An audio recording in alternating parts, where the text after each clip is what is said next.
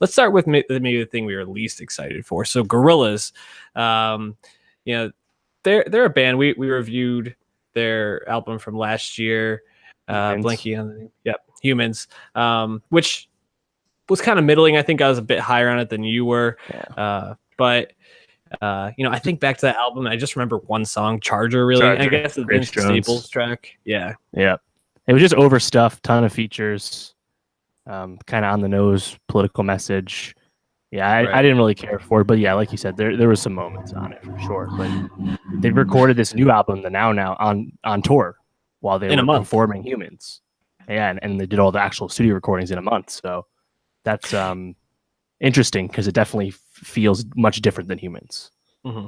Yeah, and this is much different than almost any project Gorillaz has ever done, just because they're a band that, they have the whole cartoon persona, but they really rely on features from other people to, bring influence into their songs and kind of give the direction of each individual song. This one is a much more cohesive sound than Humans for sure, and probably some of their other albums, but that's because there's only one song that features anybody other than Damon Albarn. Which is the single with Snoop Dogg and Jimmy Principal song. But the thing about this album, so gave it a listen. I think this is the sort of thing that is a very forgettable album for two reasons. One, when you think about Gorillaz, you really do think of the features and the things that stand out. Like, their most popular song of all time is, why am I fucking blanking on everything today? Feel Good Inc. De La Soul. Feel Good Inc. Yeah, De La Soul. But I know. I'm told the heat is getting to me. It's like I'm sweating through my clothes right now. So yeah, you think about that, and you think about De La Soul coming in on that album, and just the way that they take it over. Or even if, like, when we talk about Humans, you think about Grace Jones. This is just kind of like everything drifts together, feels cohesive, but nothing really stands out. And I think for that reason, I'll probably won't come back to this. But was there anything that stood out to you on this? No, I kind of echoing what you're saying. I just thought it was kind of sleepy and honestly kind of dull. I didn't think Damon Albarn's singing. His singing's never that great. Like, he's not like a standout vocalist.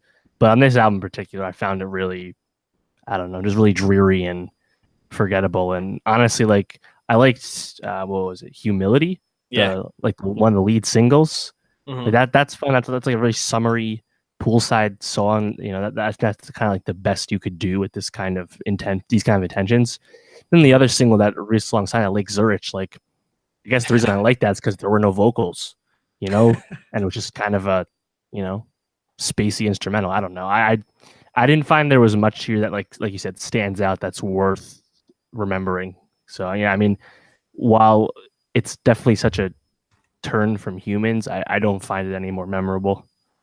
I actually agreed. The other song I wrote down was Lake Surge as well. I find it funny that we've reviewed two bands that I guess are considered old heads at this point. 9 Inch Nails a week or two ago, and then this, and the two songs that stand out to us are songs where their lead singer isn't really singing on them. So I don't know what that says about the bands in general. Maybe just the direction of the head of the band is moving more towards an instrumental.